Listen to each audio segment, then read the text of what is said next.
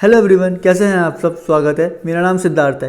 तो इस समय काफ़ी सारी गवर्नमेंट की वैकेंसीज निकली हुई हैं, जिनमें से 6 वैकेंसीज मैं आपको बताने वाला हूँ, जिनके फॉर्म आप अभी नवंबर में फिल कर सकते हैं। देखो, इस वीडियो में आपको बताने वाला हूँ फॉर्म की डेट कब से कब तक है, आपकी एज लिमिट क्या है, एग्जाम की डेट बताऊंगा एंड एजुकेशनल क्वालिफिकेशन बताऊंगा। तो उसके बाद आप खुद डिसाइड कर सकते हैं कि आपको एग्जाम का फॉर्म भरना है कि नहीं भरना है। एंड इनमें से 3 वैकेंसीज होने वाली हैं क्लर्क के लिए एंड 3 वैकेंसीज होने वाली हैं ऑफिसर्स के लिए। तो without wasting any more time हम सीधा शुरू करते हैं। पूरा डेटा मैंने यहाँ पे कंपाइल करके रखा है। सबसे पहला फॉर्म है SSC CHSL का। नाउ सबसे पहले बात करें कौन सी डेट से आप ये फॉर्म फिल कर सकते हैं। तो फॉर्म अभी जल्दी आप भर पाएंगे। 5 नवंबर से ये फॉर्म जो है फिल करना स्टार्ट हो जाएंगे। नाउ इसके बाद बात आती है क्या आप इसके लिए एलिजिबल हैं। तो एलिजिबिलिटी के लिए क्या क्या इसमें चाहिए। तो सबसे पहले आपकी एज जो है 18 से 27 के बीच में होनी चाहिए। तो यानी कि आप एक अडल्ट होने चाहिए और 27 से नीचे होने चाहिए। उसके अलावा और क्या क्या क्वालिफिकेशंस है, इसमें आपको ग्रेजुएट होना ज़रूरी नहीं है, जो कि एक बहुत ही बढ़िया बात है। आप क्या है, केवल अगर आपने 12th पास किया है, जी हाँ, अगर आप 12th पास कर रखा है तो आप ये फॉर्म फिल कर सकते हैं। तो अगर आप चाहे कॉलेज में पढ़ रहे हैं इस समय, उसके लिए भी आप ये फॉर्म फिल कर सकते हैं। कोई भी आपको प्रॉब्लम नहीं होने वाली है। अगर आपका फॉर्म निकल गया तो डायरेक्ट आपकी जॉब आपके हाथ में होगी। फाइनल क्वेश्चन, इसका एग्जाम कब होने वाला है। इसका एग्जाम है फेब या मार्च में। तो अगर आप अभी देखें तो स्टडी के लिए आपके पास काफ़ी टाइम है। तो अगर आप अभी ये फॉर्म फिल करने का सोच रहे हैं तो आप फॉर्म फिल कर सकते हैं एंड काफ़ी टाइम है, आप आराम से स्टडी भी कर पाएंगे। नाउ अगली वैकेंसी की तरफ चलते हैं। Indian air force Agniveer 2022। ये फॉर्म की डेट कब से स्टार्ट है। फॉर्म की डेट स्टार्ट है 7 नवंबर से और 23 नवंबर तक आप ये फॉर्म फिल कर सकते हैं। इसका जो एग्जाम है वो 18 जनवरी और 24 जनवरी को होने वाला है। नाउ इसमें जो एजुकेशनल क्वालिफिकेशंस है ना, वो उसमें 2 चीज़ों में है, एक टेक है और एक नॉन टेक है। पहले मैं आपको टेक का बताऊं। टेक में आपको साइंस चाहिए एंड वो भी मैथ्स फिजिक्स ये आपकी होनी चाहिए एंड इंग्लिश आपकी होनी चाहिए 12th में, और 12th पास आप होने चाहिए। आपके मिनिमम इंग्लिश में 50% मार्क्स एंड आपके ऑल ओवर 50% मार्क्स होने चाहिए। एंड अगर आपने साइंस नहीं ली थी तो फिर आपका डिप्लोमा होना चाहिए इंजीनियरिंग में, जैसे कि पॉलीटेक्निक भी शायद इसे कहते हैं। उसमें भी मिनिमम 50% मार्क्स होने चाहिए एंड इंग्लिश में भी आपके 50% मार्क्स होने चाहिए।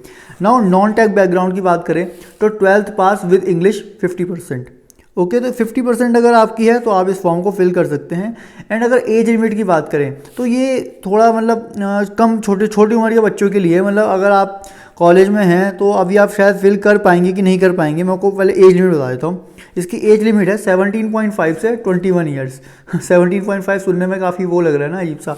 तो हाँ, एक और बात, जितनी भी मैं नोटिफिकेशन आपको बता रहा हूँ ना, इन सारी ऑफिशियल नोटिफिकेशन का लिंक मेरे टेलीग्राम चैनल में मैंने पेस्ट कर दिया है। मतलब उसकी PDF जो है मैंने टेलीग्राम में पेस्ट कर दी है। तो आप मेरा टेलीग्राम ग्रुप ज्वाइन कर सकते हैं। जो ग्रुप का लिंक है डिस्क्रिप्शन में आपको मिल जाएगा। उस ऑफिशियल लिंक से ही ज्वाइन करना, क्योंकि बहुत सारे फेक ग्रुप्स भी बन रहे हैं। तो ये सारी डिटेल्स आपको वहाँ पे मिल जाएंगी। नाउ थर्ड पोस्ट की तरफ चलते हैं, जो कि है DRDO वेरियस असिस्टेंट। तो इसकी टोटल वैकेंसीज जो है ना, इस समय ये 1061 वैकेंसीज आई हैं और ये डिफरेंट फील्ड्स के लिए आई हैं, जैसा कि आपकी स्क्रीन पे पॉपअप हो रहा होगा। ठीक है, तो ये सारी की सारी इसकी वो हैं। अब इसकी अगर हम एजुकेशनल क्वालिफिकेशंस की बात करें तो इसकी एजुकेशनल क्वालिफिकेशंस भी आपकी स्क्रीन में ये पॉप हो रही होंगी। आप चाहे तो उनका स्क्रीनशॉट लेके रख सकते हैं। एंड जैसा कि मैंने बताया, ऑफिशियल नोटिफिकेशन का जो लिंक है आपको मेरे टेलीग्राम ग्रुप में मिल जाएगा PDF के साथ। अब एप्लीकेशन कब से स्टार्ट हो रहा है, 7 नवंबर से, और इसको आप भर सकते हैं 7 दिसंबर तक। और 7 दिसंबर तक 5 बजे तक ही आप इसको भर सकते हैं। आपकी एज होनी चाहिए 18 से लेके 27 साल। 2 पोस्ट हैं जिनका कोड है 0301 एंड 0401। इसमें 18 से 30 साल तक आपकी एज होनी चाहिए। तो ये हो गई हमारी थर्ड वैकेंसी एंड इसी के साथ हमारी तीनों असिस्टेंट की वैकेंसीज खत्म हो चुकी हैं। नाउ अगली तरफ चलते हैं। इसके बाद तीनों वैकेंसीज जो मैं आपको बताने वाला हूँ वो ऑफिसर के लिए है एंड ये थोड़ी बैंकिंग की तरफ ज़्यादा है। इससे पहले जो मैंने आपको वैकेंसीज बताई ये थोड़े डिफरेंट एग्जाम्स की वैकेंसीज थी एंड 0 वैकेंसीज हैं। अब ये बैंकिंग सेक्टर की वैकेंसीज हैं। तो सबसे पहले आपकी आती है SBI CBO। SBI CBO में आपकी, इसका भी आपको स्क्रीन पे दिख रहा होगा। देखो, SBI CBO की पहले मैं आपको बात बता देता हूँ। इसमें वैकेंसी क्या होती है, जोन वाइज आती है। जैसे कि कर्नाटका सर्कल हो गया, बेंगलोर सर्कल। तो बेंगलोर सर्कल में क्या होगा कि कर्नाटका में ही पोस्टिंग मिलेगी और इसको सोच समझ के ही भरना चाहिए, क्योंकि पहली बात तो आपका इसमें LPT होता है, आपके क्या बोलते हैं। और दूसरी बात क्या होती है कि इसमें आपको जिस स्टेट में आपकी पोस्टिंग होगी उस स्टेट के बाहर कभी भी पोस्टिंग नहीं मिलेगी स्केल 4 होने से पहले। तो सोच समझ के ही आपको ये एग्ज़ाम फिल करना होता है। दूसरी बात, इसमें जो एज रिक्वायरमेंट है वो है 21 ईयर्स से लेकर 30 ईयर्स तक। एंड इसमें क्या बोलते हैं, ग्रेजुएशन चाहिए और ज़्यादा कुछ नहीं चाहिए। अगर आप ग्रेजुएट हैं तो आप इस फॉर्म को फिल कर सकते हैं, लेकिन इसमें आपको एक्सपीरियंस भी चाहिए। आपको 2 साल ज़रूरी है एज अ बैंकर, आपने कहीं काम किया होना चाहिए, चाहे प्राइवेट बैंक में चाहे गवर्नमेंट बैंक में, okay, and that too as an officer. अगर आप गवर्नमेंट बैंक में या प्राइवेट बैंक में एज एन ऑफिसर वर्क करते थे, 2 साल का अगर आपको एक्सपीरियंस है तो ही आप ये फॉर्म फिल कर सकते हैं। तो अगर आप ये फॉर्म फिल कर रहे हैं तो देख लेना आप सारी क्वालिफिकेशंस पे खरे उतर रहे हो। एक बार अगर नोटिफिकेशन ठीक से पढ़ना चाहते हो तो वो भी पढ़ सकते हो, ठीक है। इसके अलावा अब अगली पोस्ट के ऊपर चलते हैं, जो कि आ रही है IBPS SO की तरफ से।